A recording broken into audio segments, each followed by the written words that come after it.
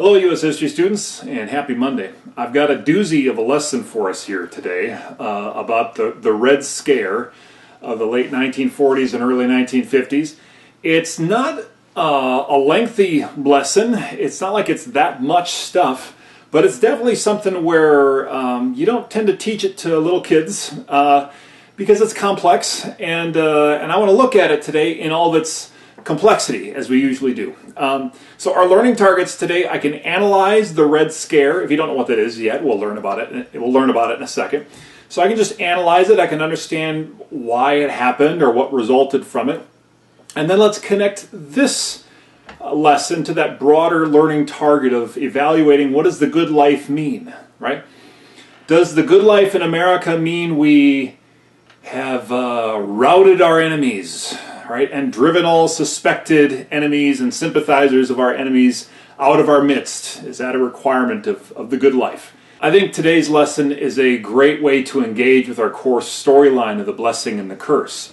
All right, it's pretty unambiguous that the Red Scare is a curse, right? And it's an example of an older thing that Americans sometimes wrestle with, like a fear-based response to something that's bad that causes us to say there's no time for civil liberties, right? We've got to drive our enemies away from us or drive our enemies out of here. And so what this lesson is for, like the deeper meaning for it, beyond, like learning it because it's going to be on a test, is just to say that I want to be able to kind of recognize and understand this curse area in our inheritance, right? Be able to spot it, understand why it happens and what results from it. But not just so that we can fill up our brains with knowledge. I want to do that so that in my life, and as I sort of proceed through life as an American citizen, that I can know it when I see it, and I can more strongly confront it, or I can more strongly address it in our society today, or that I can not participate in it. So, students, I believe today is a great opportunity to equip ourselves for our Americanness, for receiving this inheritance, and a great opportunity to say, here's a chance where I can learn about a mistake made in the past so that we can avoid making it in the future. So let's begin with defining the term. What is the Red Scare? All right? The Red Scare is an over-heightened or overinflated fear of communism infiltrating the United States. All right? Now, here's where I want to be. I want to look this fully in the eye, and I want to understand it in all its complexity. So let me say some really important things off the bat. One, communism's no good. Communism killed more people in the 20th century than any other cause or ideology, by many millions. All right? Tens of millions more people died under communist oppression than died in the Holocaust, for example. Right? Communism is a no-good system that I'm not interested in really defending today.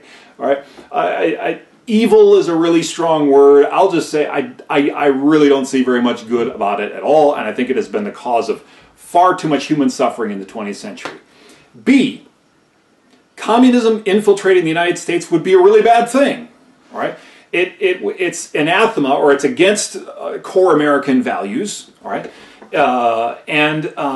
And communism did infiltrate the United States to some degree in the late 40s and early 50s. I mean, we learned there were communist spies in the United States government. There were communist spies in the State Department. The A-bomb, the secrets of the A-bomb were leaked to the Soviets by communist spies. There is some real stuff to be feared here, all right? So the Red Scare, it's not like people invented some like silly, ridiculous boogeyman that everyone was got afraid of and got carried away with. No, there's like some real dangerous stuff happening. What the Red Scare is Americans saying, because we have become so obsessively afraid of this thing, we're going to actually violate our own American principles in pursuit of getting rid of this thing. All right?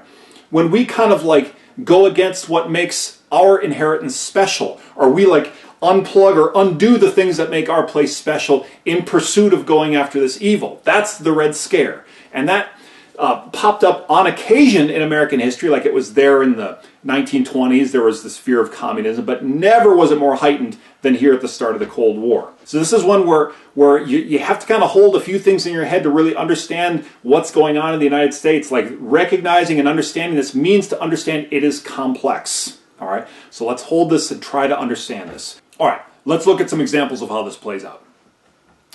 The worst parts of the Red Scare really flare up following the Soviet detonation of an A-bomb and following the revelations that they obtained that technology through spies working in the United States. Okay, suddenly everyone's like, Soviet spies in the United States, who are they, right? Might it be some of these people or those people? Like, who is it, right? That's where this really goes crazy. Congress responds, the government responds, out of a desire to find the spies and find the communist sympathizers and people who would be aiding and abetting spies and all this kind of stuff. And B, out of there's basically a lot of political hay and a lot of political popularity that can be made if you're telling people, we're going after the communists, all right? We're going to go after these people. So some of the things that are done are symbolic, but ways that we live with all the time. For example, right, I think it's 1952, the phrase under God is added into the Pledge of Allegiance, right? One nation under God, indivisible with liberty and justice for all. Under God had not been in the Pledge of Allegiance before. It's actually a little phrase grabbed from Lincoln's Gettysburg Address, but they drop it in here to say, we're under God. Not like the godless communists in the Soviet Union, right, who are official state atheists and all this stuff. So trying to distinguish us and identify what makes us American by putting this language into the Pledge of Allegiance that all students will sort of have to stand and recite. There's a powerful committee formed in the House of Representatives called HUAC, or the House Un-American Activities Committee. Yikes. You want to describe what having a bad day in, let's say, 1948, 49, 50 would be. It would be receiving a subpoena that you must now appear before the Un-American Activities Committee, all right? Because now everyone's like, did you hear Mr. Welly has to appear before the Un-American Activities Committee? Why did he get asked to appear? What's going on? And now you're being asked to appear, and you're being asked, hey, have you ever attended or bought any books that are sort of sympathetic to the communist movement, or attended any meetings with people? Or we noticed that your sister is quite the liberal, right? And she's attending this and that meeting, or she's affiliated with this or that. Do you ever talk about that stuff with your sister? What's going on with this, right? And so people have their own histories studied, and basically anyone who's showing up as unusually liberal, basically, could get smeared with this accusation of being a communist sympathizer in those days. And it really didn't take much other than the wrong remark or saying, I don't like how we are building up all this military weaponry in the Cold War, and people would say, why not? Where are your sympathies? What is this all about, right? And you appearing before this committee was bad enough. If the committee said we have some reason to suspect your sympathies or your real loyalties to the United States, you could get what's called blacklisted. So in my profession, it would mean here's a blacklist. Schools are told, and heads of schools are given lists of names, and Peter Welly's name appears do not hire these people. The House Un-American Activities Committee has reason to suspect their loyalty to the United States, right? Or people at jobs, whether it's related to any government work or not, at jobs are sort of given this form that are sort of said, we would like you to acknowledge and promise and make an oath here that you are loyal to the United States and not to any other ideology or system of government. And it's weird, all right? And it starts to bring up all kinds of questions of, do I have freedom of speech? Do I have that freedom of expression? How about freedom of association? Right there in the First Amendment, do I have the right to be? What if I am part of a book club that often explores ideas about the evils or the bad things the United States has done? Are we allowed to do that? Right? Or is that now forbidden, and can that get me blacklisted? Right? Can that sort of end my professional career? This happens to lots of folks. If I can say one profession that really got targeted was the film industry in Hollywood. All sorts of actors and writers and directors got blacklisted in those days for having political affiliations and connections that were seen as dangerous or troublesome by the House Un-American Activities Committee. All of this takes an even darker turn once a fellow named Joseph McCarthy gets involved. Like most things evil and sick, Joseph McCarthy came from Wisconsin. He was a senator from Wisconsin, and from 1950 to 54, he was almost certainly the most feared politician or feared political figure in the United States. McCarthy was basically a nobody. Right? He'd been in the Senate for some time, for 5 or 6 years, I believe, up to 1950, and it basically made no real ripple or name for himself. And he's a Republican. That's an important part to name in here because this is going to play some part in the Republican politics of the time. And in 1950, on a random day, giving a speech back in Wisconsin, I believe it was Racine, Wisconsin, he's giving a speech, and he says this incredible thing. All right, he says, "I've received a list here. I hold in my hand a list that I've received, and I cannot tell you where I got this list from, but this is a list of 205 names of Communist Party members who have infiltrated the State Department of the United States government." And he's like, "I can't show you the names, and I can't tell you where I got them, but here is this list, and you'd better believe I'm going to start going after this, and I'm going to get to the bottom of this communist infiltration of our system." And this makes suddenly national news headlines, all right? And suddenly, obscure senator guy is all over national papers saying Senator McCarthy claims to have uncovered like a massive list of people, communists who've infiltrated the State Department. Everybody wants to know more about this, and all kinds of people, let me say this as clearly as I can, all kinds of people, Americans who are of a certain mindset of we got to go after and take down these communists. McCarthy becomes like, look at this guy, wow, look at this, he's really doing something about this. Right? It's like he became the man of action. He became the man who's going to do something about this. And McCarthy's status and stature is suddenly elevated. Never mind the fact, guys, I'm going to share it right now. Never mind the fact that he appears to have completely made the whole thing up out of the blue. So he suddenly has all this national media attention. Right?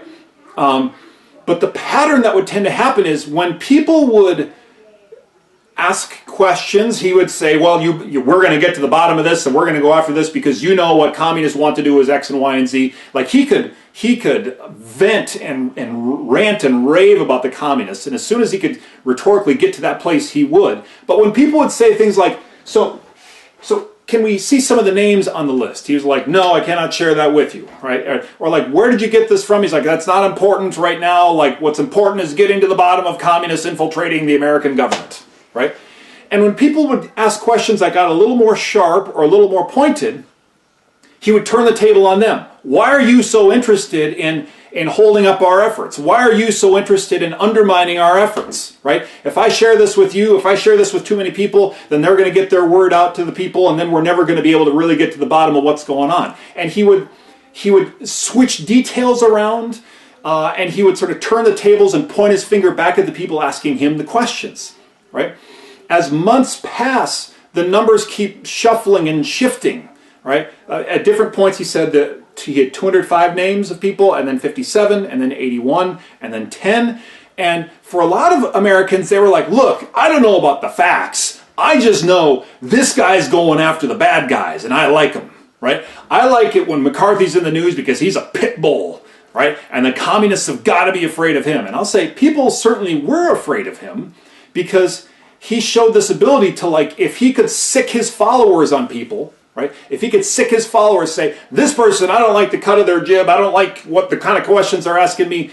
Like, his followers could make life miserable for the people who asked McCarthy the types of questions that were a little too pointed and a little too sharp for him. The Senate forms this new committee to sort of start getting to the bottom of this list, and McCarthy suddenly gets to rise to be a committee chair, and he uses this position to basically hold endless hearings and call people to appear before the committee, where he would sort of harangued them and harassed them. And I mean, just look at this is a famous image here. Look at the image of the lawyer with his hand on his forehead as McCarthy's going on and on. Like, this was sort of what it sort of felt like to be in his presence sometimes. Like, McCarthy is a demagogue, right? He's a demagogue. He's someone who tries to sort of command the mob. And that is what McCarthy had, in a sense. Like, he had the mob's loyalty because he said, I know who the bad guys are and I'm going to find the bad guys for you. And all kinds of people just said, I'll go with him on this. President Eisenhower is also a Republican, but of a completely different political mindset. And Eisenhower's like, I don't like communists, but I don't like, for 1 second, the way that Eisenhower is behaving here. Now, Eisenhower tries to take the high road and basically ignore him. And also, he became kind of preoccupied with being in the spotlight, and at a certain point, he starts to like escalate his claims. He's like a liar who, once the effect of the first lie wears off, he lobs this even bigger, lie.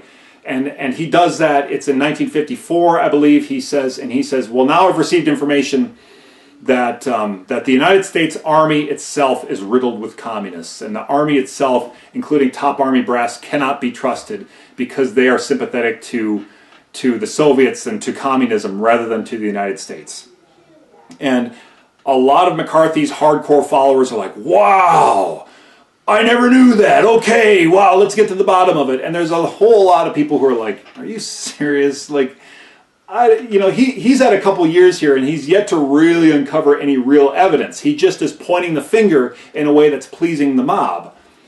And so there's this whole, in 1954, what are called the Army McCarthy hearings, where McCarthy is bringing all these people before him to appear in the Senate, and he's going to try and demonstrate that the Army is riddled with communists. This isn't true at all, and he's able to demonstrate no such thing, and it becomes clear he's got no evidence for any of this. And at a certain point, during this hearing that's on national television, one Army lawyer said famously, "You've done enough. Have you no sense of decency, sir, at long last? Have you left no sense of decency?"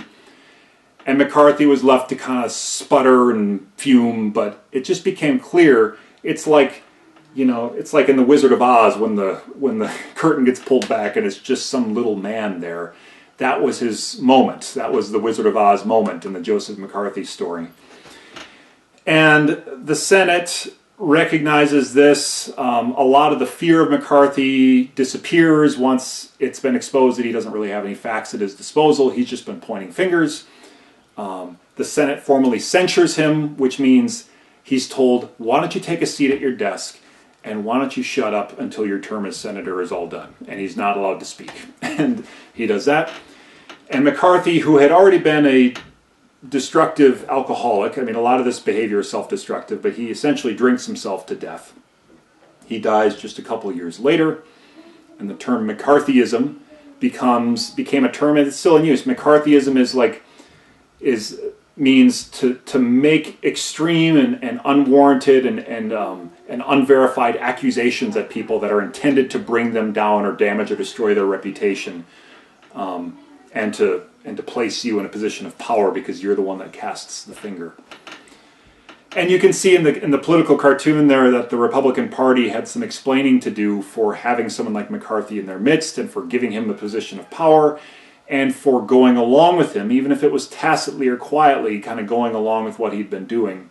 And one that when America wakes up, everyone's like, okay, that was bad. We shouldn't do that again. And I agree, gang. We should not do that again. May this be a curse that we can learn to recognize and understand and confront it when we see it.